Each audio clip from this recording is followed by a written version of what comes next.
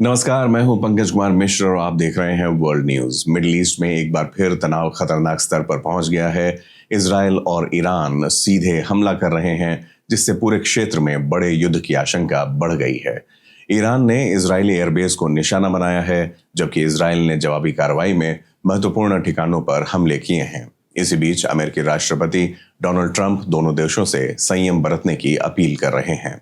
वहीं एशिया की एक बड़ी खबर यह है, जहां फिलीपींस में आए शक्तिशाली भूकंप ने भारी तबाही मचाई है। आइए शुरुआत करते हैं मिडिल ईस्ट से। 2 महीने पहले लागू हुए युद्ध विराम के बाद इजराइल और ईरान के बीच ये सबसे बड़ा सैन्य टकराव माना जा रहा है। इजराइल का कहना है कि उसके लड़ाकू विमानों ने ईरान के एयर डिफेंस सिस्टम, मिसाइल ठिकानों और तेहरान के आसपास के सैन्य लक्ष्यों पर हमला किया है। इसके जवाब में ईरान ने उत्तरी इजराइल की ओर मिसाइलें दागी और चेतावनी दी कि यह सिर्फ शुरुआत है। तनाव तब और बढ़ा जब इजराइल ने लेबनान में हिजबुल्लाह के ठिकानों को निशाना बनाया, जिसकी ईरान ने कड़ी निंदा की। अब दुनिया की नजर इस बात पर है कि क्या यह संघर्ष एक बड़े क्षेत्रीय युद्ध में बदल सकता है।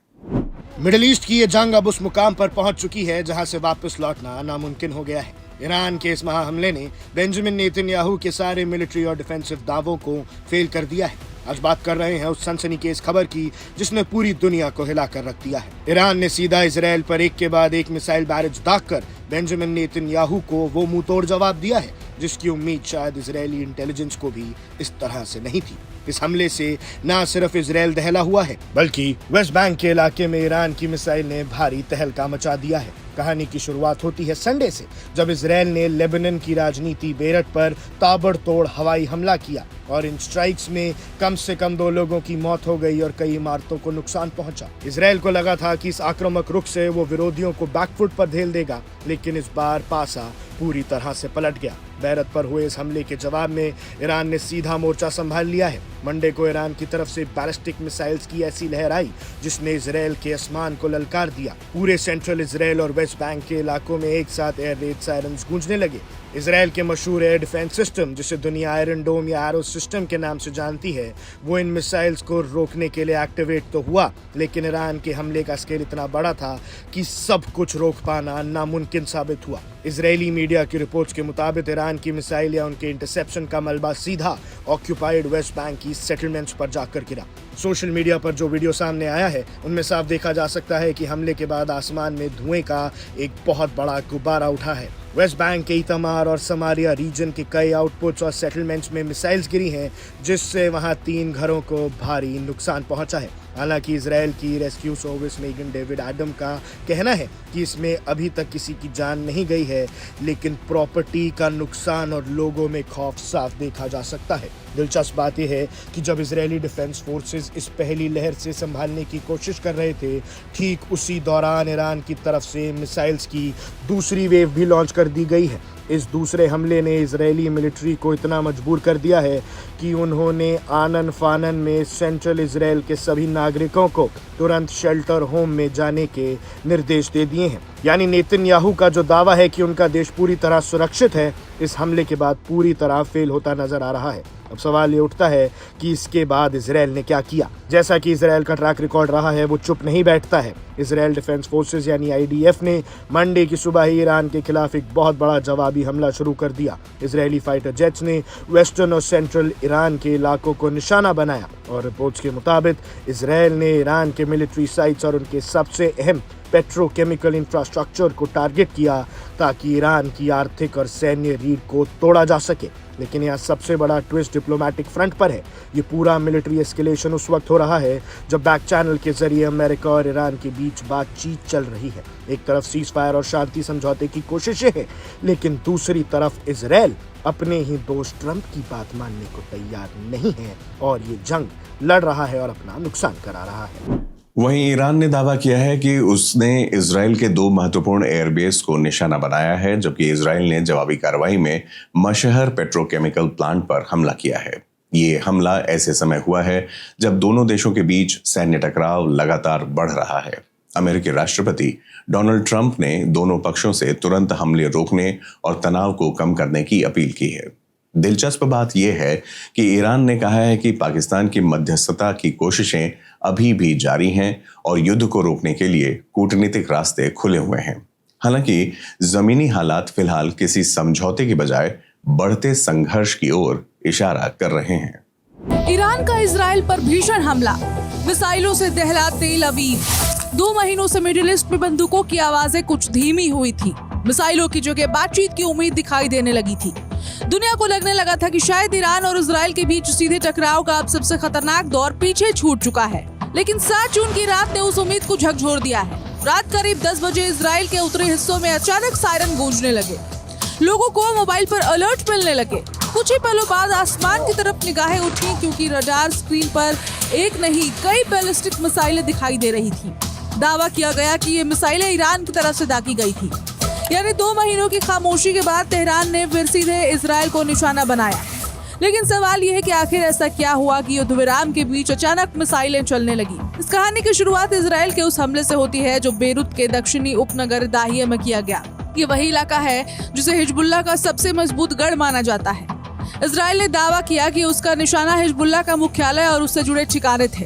हमले की खबर अभी पूरी तरह ठंडी भी नहीं हुई थी कि ईरान की तरफ से जवाब आ गया। तेहरान ने साफ संदेश दे दिया कि उसके सहयोगियों पर हमला होगा तो जवाब भी मिलेगा, और फिर मिसाइलें दागी गई। हालांकि इजरायली सेना का कहना है कि उसकी एयर डिफेंस प्रणाली पूरी तरह से सक्रिय थी। मिसाइलों का पता लगते ही इंटरसेप्टर मिसाइलें छोड़ी गईं और सभी खतरों को हवा में ही निष्क्रिय कर दिया गया। इजराइल का दावा है कि किसी बड़े नुकसान या जनहानि की खबर तो नहीं है, लेकिन असली कहानी मिसाइलों से ज्यादा उस संदेश की है जो इन मिसाइलों के साथ भेजा गया। ईरान ये दिखाना चाहता था कि वो सिर्फ बयान जारी करके सीमित नहीं रहेगा। वहीं इजराइल के लिए ये हमला एक नई चुनौती थी, क्योंकि अब सवाल सिर्फ हिजबुल्लाह नहीं सीधे ईरान का था, और यहीं से मामला और खतरनाक हो गया। हमले के कुछ ही घंटों बाद इजराइल के सेना प्रमुख लेफ्टिनेंट जनरल एयाल जमीर ने संकेत दिया कि जवाबी कार्रवाई की तैयारी पूरी है। यानी अगला निशाना तेहरान भी हो सकता था। ऐसा लगने लगा कि मिडिल ईस्ट एक बार फिर उस मोड़ पर पहुंच गया जहां एक मिसाइल के जवाब में दूसरी मिसाइल और फिर पूरे क्षेत्र में युद्ध भड़क सकता है। लेकिन तभी हजारों किलोमीटर दूर वाशिंगटन से एक फोन कॉल की चर्चा शुरू हो गई। अमेरिकी राष्ट्रपति डोनाल्ड ट्रंप ने कहा कि वो बेंजामिन नेतन्याहू से बात कर रहे हैं, उन्हें जवाबी हमला न करने की सलाह देंगे। ट्रंप का तर्क था कि अगर इस समय इजराइल ने पलटवार किया तो ईरान और अमेरिका के बीच चल रही बातचीत पूरी तरह पटरी से उतर सकती है। यानी एक तरफ मिसाइलें, दूसरी तरफ कूटनीति, एक तरफ बदले का दबाव, दूसरी तरफ रोकने की कोशिश। अब फिलहाल मिसाइलों का ये दौर थम गया है, लेकिन मिडिल ईस्ट की राजनीति में अक्सर असली खतरा उस हमले से नहीं होता जो हो चुका है, बल्कि उस जवाब से होता है जो अभी बाकी है। अब दुनिया की नजर तेहरान पर भी है और तेल अवीव पर भी, क्योंकि अगर दोनों में से किसी एक ने अगला कदम उठा लिया तो 2 महीने पुराना युद्ध विराम इतिहास बन सकता है और पूरा क्षेत्र फिर से आग की घेरों में लिपट सकता है, जिसकी आज पूरी दुनिया पर पड़ने वाली है। फिलहाल आसमान शांत है, लेकिन जमीन पर तनाव पहले से कहीं ज्यादा गहरा हो चुका है। इसका फिलीपींस में आए शक्तिशाली भूकंप ने भारी तबाही मचा दी है। अब तक कम से कम 15 लोगों की मौत हो चुकी है और 200 से अधिक लोग घायल बताए जा रहे हैं। भूकंप की तीव्रता 7.8 से 8.1 के बीच दर्ज की गई है। इसके बाद सुनामी की चेतावनी जारी की गई और कई इलाकों में लोगों को सुरक्षित स्थानों पर ले जाया गया। सोशल मीडिया पर सामने आए वीडियो में इमारतों के गिरते हुए और लोगों को जान बचाने के लिए भागते हुए देखा जा सकता है। कई क्षेत्रों में बचाव और राहत अभियान अभी भी जारी है। विशेषज्ञों का कहना है कि नुकसान का वास्तविक आंकड़ा आने वाले दिनों में और बढ़ सकता है। भूटान में भूकंप से तबाही, भारत तक पहुंचा खतरा। फिलीपींस में सुनामी का अलर्ट। धरती फिर कांपी है और इस बार झटके सिर्फ एक देश तक सीमित नहीं रहे। भूटान में आधी रात को आए भूकंप ने उत्तर बंगाल के लोगों को बिस्तर छोड़कर सड़कों पर आने को मजबूर कर दिया। वहीं फिलीपींस में 7.8 तीव्रता के बेहद शक्तिशाली भूकंप के बाद सुनामी का खतरा पैदा हो गया है। कुछ ही घंटों के अंतराल में आए इन 2 भूकंपों ने एशिया के बड़े हिस्से में चिंता बढ़ा दी है। 7 जून रात करीब 11:06 पर भूटान में 5.6 तीव्रता का भूकंप दर्ज किया गया। भूकंप का केंद्र भूटान में था और इसकी गहराई करीब 10 किलोमीटर बताई गई, लेकिन इसके झटके भूटान की सीमाओं से काफी दूर तक महसूस किए गए। पश्चिम बंगाल के सिलीगुड़ी, जलपाईगुड़ी, कूच बिहार, अलीपुरद्वार समेत कई इलाकों में अचानक जमीन हिलने लगी। कई लोगों के मोबाइल फोन पर पहले ही भूकंप का अलर्ट आया और कुछ ही सेकंड बाद इमारतों में कंपन महसूस होने लगे। प्रत्यक्षदर्शियों के मुताबिक उस समय कई इलाकों में बारिश हो रही थी और ज्यादातर लोग घरों के अंदर थे। जैसे ही झटके महसूस हुए, लोग घबराकर घरों से बहुमंजिला इमारतों से बाहर निकल आए। कुछ परिवार देर रात तक खुले मैदानों और सड़कों पर खड़े रहे क्योंकि उन्हें आफ्टर शॉक का डर सता रहा था। राहत की बात रही कि देर रात तक किसी बड़े नुकसान या जनहानि की सूचना नहीं मिली, लेकिन इस बीच फिलीपींस से आई खबर ने पूरी दुनिया का ध्यान अपनी ओर खींच लिया। सोमवार सुबह फिलीपींस के दक्षिणी इलाके मिंडानाओ में 7.8 तीव्रता का शक्तिशाली भूकंप आया। इतनी तीव्रता का भूकंप बेहद खतरनाक माना जाता है और बड़े पैमाने पर तबाही मचा सकता है। भूकंप के झटकों के बाद कई इलाकों में बिजली आपूर्ति प्रभावित होने की खबरें आई। लोग घबराकर घरों से बाहर निकल गए और सुरक्षित स्थानों की ओर भागने लगे।